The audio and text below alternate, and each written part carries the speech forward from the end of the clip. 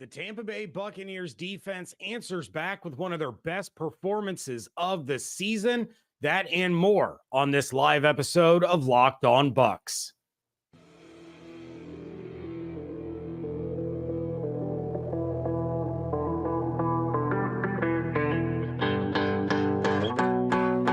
You are Locked On Buccaneers, your daily Tampa Bay Buccaneers podcast, part of the Locked On Podcast Network, your team every day.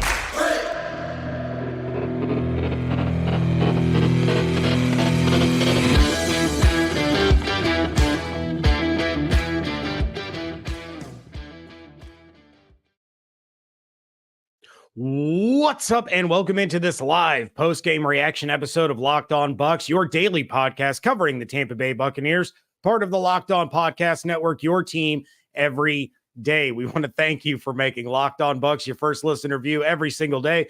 Don't forget you can subscribe or follow for free on YouTube or wherever you get your podcasts. And of course, you can follow along on Twitter. I am James Yarcho, deputy editor of SB Nation's BucsNation.com, on Twitter at JYarcho_Bucs. And now you can join the Locked On Bucs Insiders, where you get news, the inside scoop, and exclusive content delivered directly to your phone, plus one-on-one conversations with me via text message. I'm always excited to welcome new insiders to the club and have had some really great interactions with Bucs fans already that go beyond this show. Join Locked On Bucs Insiders now and be in the know all the time. Just go to joinsubtext.com/LockedOnBucs to sign up. And of course, we are here with you every Monday through Friday, along with our everydayers and our every livers. And as always, we want to share our appreciation for your continued support of the show. This episode is brought to you by Game Time. Download the Game Time app, create an account, and use code LOCKEDONNFL for $20 off your first purchase. Last minute tickets, lowest prices guaranteed. Today's episode, we are going to have the biggest takeaways and game balls being handed out. That's coming up a little bit later, but let's start with the biggest moments. Actually, real quick, let's start with the chat.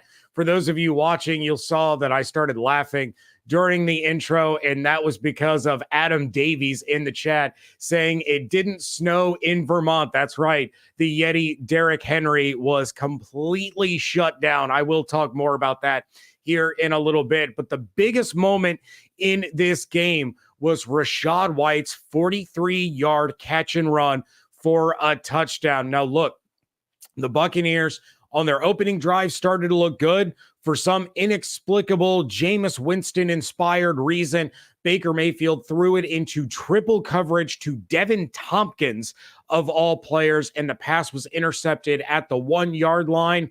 After that, the Bucs following two possessions were bad. Very, very bad. They had 6 plays and gained just 6 yards over those two possessions. But then on that third drive, they had a couple of runs with Rachaad White sprinkled in. He had a 15-yard pass to Mike Evans, a 16-yard pass to Mike Evans, and then the screen pass to Rachaad White that got things kick-started. And it was perfectly played by the Buccaneers. They allowed the pressure to close in on Baker Mayfield and get those blockers out there for Rachaad White. Mayfield, with perfect timing, dumps it off, an easy catch for Rachaad White. Then the blockers do their jobs, and as he has done week after week over the course of the last month or so, Rachaad White was able to make a play in space with his legs, and it led to a huge scoring play for the Bucs. And as I mentioned, he continues to make plays in space while this rushing attack is still faltering a little bit. And he being Rachaad White, has been a huge part of this Buccaneers passing attack over the course of the last month. And that play gave the Buccaneers a 7-3 lead before the half. And really, it set the tone for the rest of the game. That was the Buccaneers' longest scoring play of the season.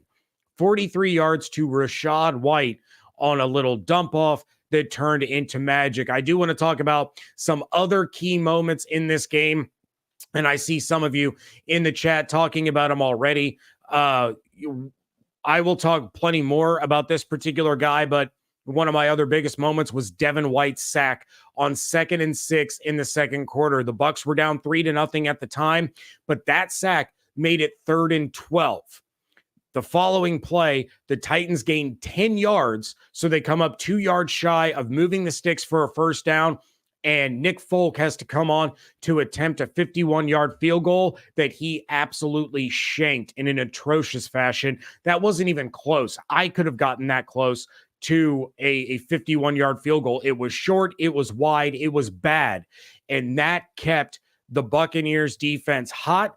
That got the Buccaneers offense sparked a little bit, and all of a sudden things started working out pretty well for the Bucs. The Kalijah Cansey hit of Derrick Henry for a 3-yard loss on 2nd and goal, another huge play. That forced Levis to have to drop back and pass on 3rd and goal from the 10-yard line. And as the Bucs did for much of this game, they got pressure on Levis, forced a bad pass. In the end, the Titans have to settle for a field goal instead of the touchdown, which kept that gap wide enough to keep it a 2-score game. The Buccaneers will go on to add another field goal to make it a 2-touchdown, 2 extra point lead. But that was a huge play by the rookie Kalijah Cansey. Let's talk about Antoine Hinfield Jr. He gets a big interception. And again, it was Devin White who got the pressure on Will Levis on that play. So Levis throws up a wounded duck. Winfield has a can of corn. Boom. Drops right into his breadbasket. And the Bucs didn't score despite the solid field position. However, they ended a Titans drive that looked like it could have ended in some level of points. And they ran another 1:20 off the clock while forcing Tennessee to burn 2 of their timeouts. All of that put together was huge, especially forcing Tennessee to use up some of those timeouts.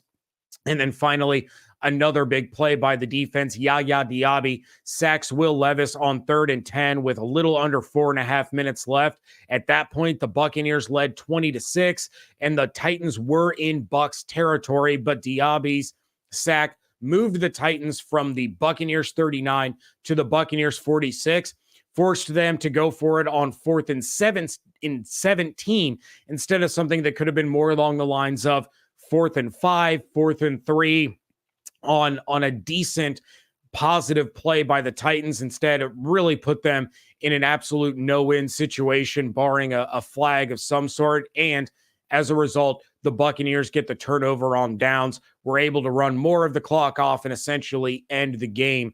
The Titans did get the ball back one more time, but there was too little time and too much ground to make up at that stage for the Titans to be able to come back. So Diaby with a huge sack there towards the end of the game. I do want to jump over to the chat real quick before we move on. David in the chat says Rachaad White equals wide receiver number 3. He's certainly playing like it right now, and the utilization of him in the passing game, even though it's the short dump off passes, they are always resulting in positive plays. Rachaad White has no problem catching the ball and then making a play with his feet. And one of the things that I really love about the way that they're utilizing Rachaad White is Rachaad White's mentality on these plays. It's real easy for some of these running backs. We see it across the league week after week on these short dump offs to take their eyes away from the ball, looking to see where defenders might be coming from, what kind of yardage they can gain. Instead, Rachaad White makes sure that he secures the ball, then allows his athleticism to take over and make plays in space. You absolutely love to see stuff like that. We got Mike in the chat saying Lavonte David made Henry curl up in the fetal position. That big hit took the fight out of him. If I would have told you on Friday that Rachaad White would have more rushing yards in this game than Derrick Henry, you all would have told me that I was absolutely insane and would have petitioned to have me kicked off of this show for my sheer delusions. But in the end, that's ultimately what ends up happening, is that Rachaad White outrushes Derrick Henry in this ball game. And really, that's a big part of why the Buccaneers were able to win. Coming up next, we are going to be talking about the biggest takeaways from the Bucs 20-6 win over the Titans. That is coming up next here on Locked On Bucs, part of the Locked On Podcast Network, your team every day.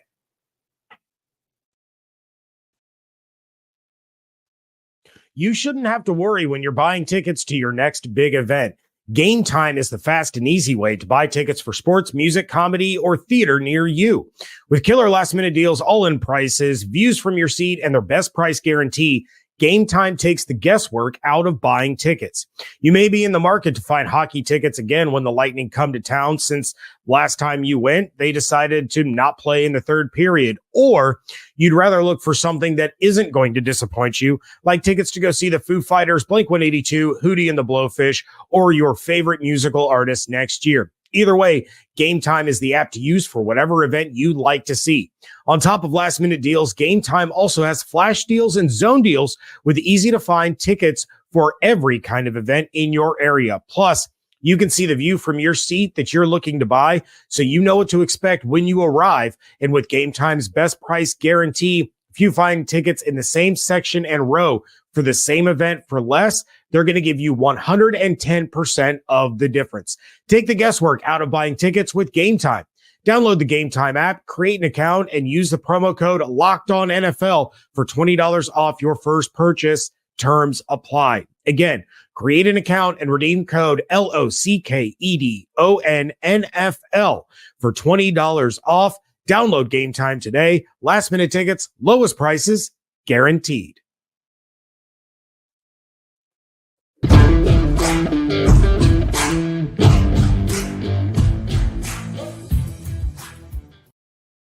Thank you again for making Locked On Bucs your first listener view every single day. Everydayers, make sure you are coming back tomorrow, as David Harrison is going to have plenty of reaction to the Buccaneers win. Football season is here, and Locked On is kicking up our coverage with Locked On NFL Kickoff live every Friday. Locked On will go live at 2 p.m. Eastern time on every Locked On YouTube channel with hosts Tanitra, Jarvis, and Kyle, who break down every game on the NFL slate to get you ready for your team's matchup, your fantasy lineups, your betting angles, and more. Plus, you get the in-depth local analysis from our stable of NFL hosts across the country who know these teams better than anybody else. So find Locked On NFL Kickoff live every Friday at 2 p.m. on any Locked On NFL YouTube channel.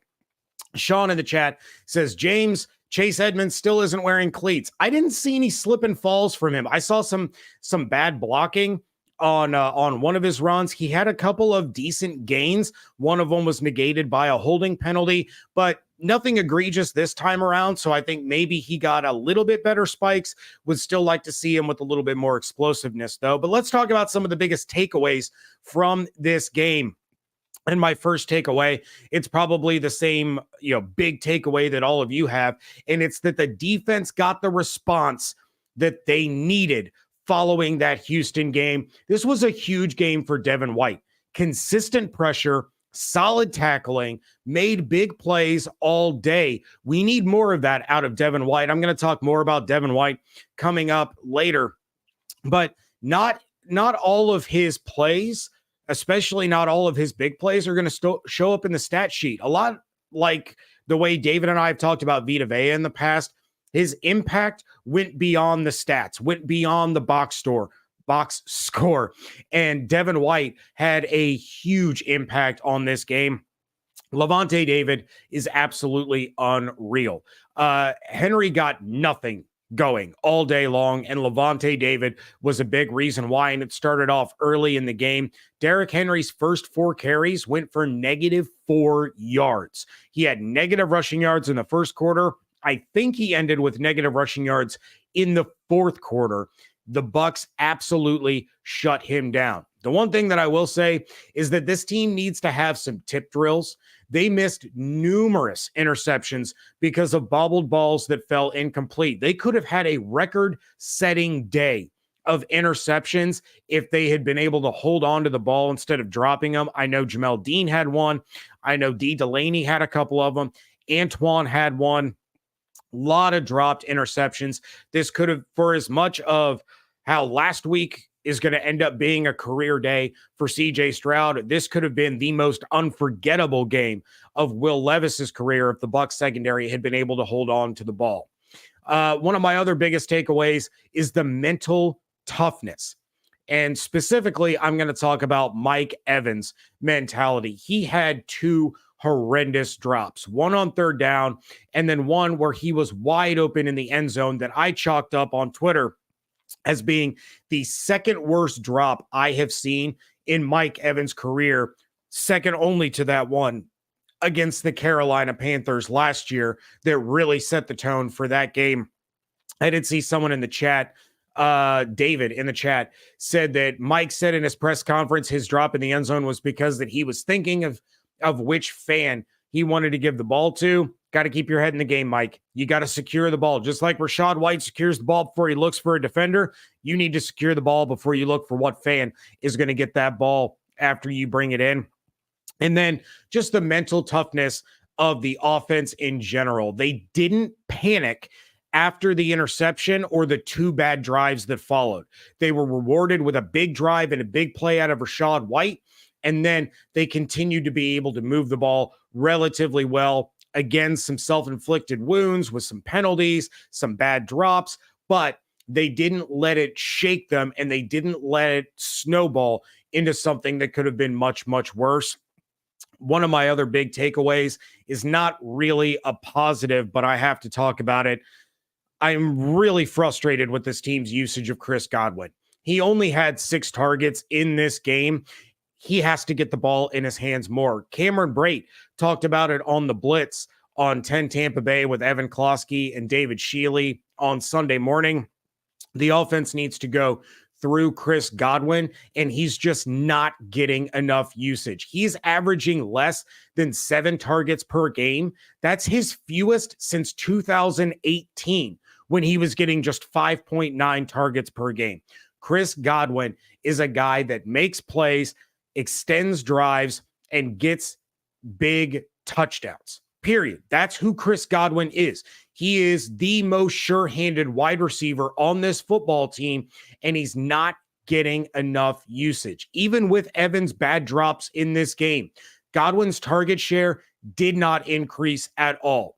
It worked out because Evans was still able to have a massive game, was still able to get a score, but Godwin is not involved enough. Canales, Baker, Godwin, they all need to get together and figure out how to get Godwin more involved. Finally, another big takeaway, and this is something that I talked about if you go back to my live post-game reaction episode following the loss to the Texans. I said if the Buccaneers are going to stay alive in the division, in the playoff race, in this season, it had to start with a win against the Tennessee Titans. Well, the Bucs get the win.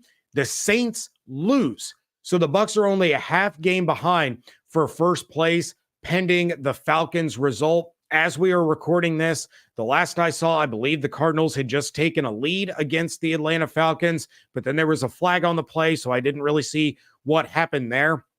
But you take a look, and next week, the Buccaneers are probably going to be losing to the 49ers, who absolutely thrashed the Jacksonville Jaguars.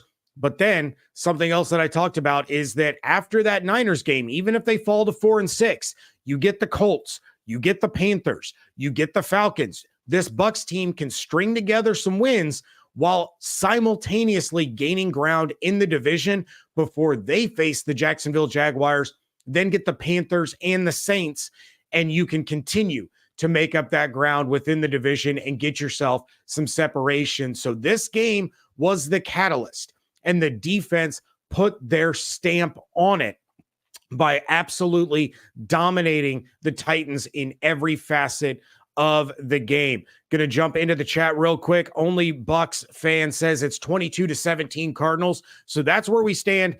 For those of you listening later, as we're discussing this right now, the Cardinals are beating the Atlanta Falcons. We'll have to see if that holds and where that leaves the Buccaneers within the NFC South race. San Anto Gatto says, so did I hear right? Trask came in and played and was on fire. Well, if you consider a kneel down on fire, then yeah, sure. Absolutely. He was fantastic. We have Demon Hunter, always reliable in the chat. Antoine is the best DB in the NFL, not just the best safety. I don't know if I'm going to go that far, but Antoine Winfield Jr. is just something special. He really, truly is. I will say he is absolutely the best safety in the NFL. Best DB, probably not. Demon Hunter also says in the chat, Yaya has more sacks than JTS. Again, can we just make the switch and rip the Band-Aid off? Look, I'm not 100% down on Joe Tryon-Shoyinka. I'm not. He had some knuckleheaded penalties in this one. Twice he lined up in the neutral zone and got flagged for it. But I think his overall play, if you look at the full body of work over the course of the season, we've seen an improvement in Joe Tryon-Shoyinka. He is getting more pressure. He has been able to finish plays at a more reliable clip than he has, over the course of his career up to this season. He's not getting the full results that you want, but we have seen improvement. So I'm not ready to cast him aside just yet. Richard in the chat says, James, love the show. Well, thank you, Richard. I appreciate that. Baker looks like he's putting up some pretty good numbers this year. Do you think he will be in Tampa next year? Thanks from Defiance, Ohio. Hey, another Ohio guy. I think it's too early to talk about whether or not Baker is going to be in Tampa next year. We're going to have plenty to discuss about that because there's a lot of factors that really go into it. If the Buccaneers make the playoffs, there's obviously the possibility that Baker Mayfield comes back. It's going to depend on where they're going to prioritize their money. Obviously, Antoine Winfield Jr. is going to be a priority. Mike Evans is going to be a priority. We're not really sure if how big of a priority Devin White is going to be. On the flip side, if the Buccaneers have another 3-game losing streak and it looks like Todd Bowles is fired, now you're talking about a head coaching change, probably a change in offensive philosophy that could lead to Baker Mayfield becoming a free agent because he doesn't fit into what the new regime is looking for. So it's too early to decide, but I would say right now, with the way Baker Mayfield has played, he deserves another opportunity to remain with the Tampa Bay Buccaneers and be their starting quarterback. Finally, we are going to be handing out some game balls to the top performers. That is coming up next here on today's episode of Locked On Bucs.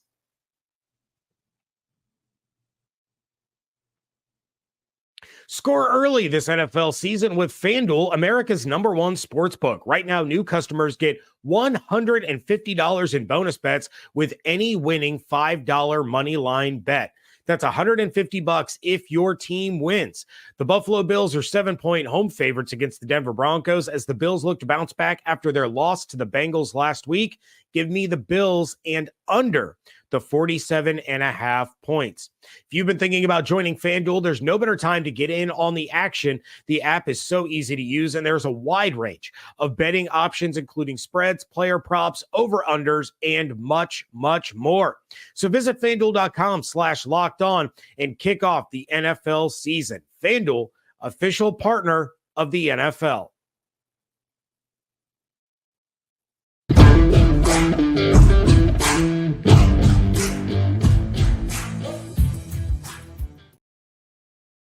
Wrapping things up here on a post-game live reaction episode of Locked On Bucs, and it is time to hand out game balls to the top performers. I already see some of you dropping them into the chat. Real quick, Richard back in the chat says, I will be at the Colts game. It's about a 3-hour drive from where I'm at. I am planning on going to the Bucs Colts game, waiting to hear back before it's officially official. But Demon Hunter is confident that I would get to break my streak of going to Bucs games without getting a win when I go to the Colts game. That's right. As a member of the media, I have yet to witness a Tampa Bay Buccaneers win. I've seen plenty when I've gone and sat in the stands in attendance, saw them beat Detroit, seen them beat the Bengals, saw them beat the Colts on the Leonard Fournette 4-tutty game. So yeah, I've had those experiences, but never as a member of the media have I been in attendance for a Buccaneers win. But let's get to the game balls. I want to see you guys continuing to drop those in the chat. I will get those to just a minute. But game ball number 1, of course, goes to Mike Evans. 6 catches on 10 targets for 143 and a touchdown. Overcame 2 absolutely horrendous drops. Look, Mike Evans is now 263 yards away from 1,000 yards. They still have 8 games left, which means if he keeps putting up like big time numbers, He's 787 away from his career high of 1,524. It's not likely, but it's possible. And at the rate that Evans is going, if he gets a touchdown a week for the remaining 8 games, he's going to tie his career high of 14 touchdown receptions in a season. Mike Evans is having a fantastic year. Just secure the ball. Mike, your numbers are going to look even better if you just secure the ball. Worry about the fan after you make the catch. Game ball number 2 goes to Lavonte David. Finished with 5 tackles. 2 of those tackles were for loss. And as we've talked about a couple of times on this show, he kept Derrick Henry in check all day long. Nearly came away with an interception. He had one of those bobbled and dropped passes that could have allowed the Bucs to get another takeaway. But even after all this time being in the league for all these years, Lavonte David still a dominant player. Game ball number 3 is going to go to Rachaad White. All right, I was a little off on my bonus bold prediction where Rachaad White was going to get 129 total yards. He finished with 98 and a touchdown. Of course, that was the longest scoring play by the Buccaneers this season, and he did enough in the run game to keep the Buccaneers offense two-dimensional. The yards per carry aren't going to reflect how solid of a game Rachaad White actually had, just because of those last 2 drives where they were running the ball into these 9-10 player stacked boxes, just trying to continue to get the clock to run, force the Titans to burn timeouts. But like I mentioned, when Rachaad White has more yards and better yards per carry than Derrick Henry, you know he had a pretty solid game. And the Bucs defense did their job in shutting down Derrick Henry and forcing Will Levis to beat them, which he could not do. And finally, my last game ball, it's going to Devin White. And I have been super, super critical of Devin White this season. I think fairly so. But I'm also the first guy, as you guys know, when I criticize a player, when I call out a player, I'm the first one to say that I was wrong. I'm the first one to give them their due when they deserve it. And Devin White more than deserves it in this one. And like I said, not everything that he did is going to show up in the stat sheet, but this was his best all-around game since week 1 against the Minnesota Vikings. He only finished the game with 4 tackles. And when you think about the impact that he had and how often his name was said and how often he was involved in the play, that's what I mean by his game isn't going to reflect in the box score. He had a huge sack, and he was consistently the one getting the most pressure on Will Levis. He was constantly in Will Levis's face, and he had the pressure on Levis that forced the bad throw that resulted in Antoine Winfield Jr.'s interception. So Devin White really looked like a rejuvenated player, looked like an energetic and re-energized player compared to what we've seen over the course of the last 5, 6, 7 weeks with Devin White. So he deserves a special shout out. He deserves a game ball for this one. And for those that may not have seen the broadcast, something that they talked about the defense doing, usually they watch and they break down film within their positions. After the Houston game, they sat down and they watched the film and broke it down as a unit, as an entire defensive unit. And Todd Bowles opened up the floor and said, any player that wants to say anything, do so. They were able to speak with each other, talk some things out, point some things out, and really work together to start to get this defense back on track, and it worked. This was only the second time this season that the defense didn't allow a touchdown. It was their fewest points allowed this season, beating out the 9 that they allowed against the New Orleans Saints in week 4. So a huge turnaround for the defense. Let's go ahead and get some of your guys' game balls. We got Paul, aka Florida Dreamhouse, says game balls: Mike, Baker, Rashad, Vita, and Antoine Winfield Jr. Game ball to Cody Mauk. Great job against Simmons today. That's from Ward Burns in the chat. I did see, I'm 99% sure, and you guys can correct me if I'm wrong, but wasn't it Mauk running side by side with Rachaad White on that screen all the way down to the end zone? I think it was. I think we saw those beautiful flowing red locks of Cody Maux. We got Mike in the chat saying game balls go to Mike Evans, Vita Vea, and Todd Bowles. A nice shout out to Todd Bowles. Of course, you know, you can't credit the defense without crediting Bowles and what he was able to help this defense do in the turnaround. Who knows? This game might just have saved Todd Bowles' job if the Bucs are able to start to string together some things like I mentioned.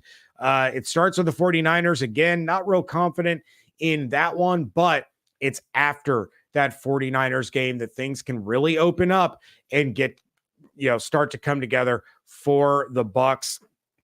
Last one here, Demon Hunter in the chat. Mike Evans' end of season final stat line is going to be 1,357 yards and 15 touchdowns. Mark that one down in the books as the Demon Hunter bold prediction. So, David in the chat, I can't show it because you used a bad word, but he says, yes, it was Cody Maux that was escorting Rachaad White for the touchdown. And with that, I'm going to bid you all a fair adieu. Make sure you are coming back and checking out David's reaction to this episode this game on tomorrow's episode. And don't forget to become a Locked On Bucs insider. Go to join subtext.com/LockedOnBucs to sign up. You guys will get, we can have game day conversations, one-on-one conversations, all via text message. I'll be sending out news. I'll be sending out insights, all stuff that'll be exclusive to Subtext that you're not going to find on the show. And of course, there will be bonus draft coverage, bonus game coverage, bonus free agency frenzy stuff all over there for the Locked On Bucs insiders. Check out everything that I'm doing over at BucsNation.com and follow everything on Twitter at Locked On Bucs, at JYarcho_Bucs, and follow David at DHarrison82. Hope you all have an absolutely outstanding Victory Monday. Stay safe, stay healthy, fire the cannons. Want to thank you so much for joining me right here on Locked On Bucs, part of the Locked On Podcast Network, your team every day.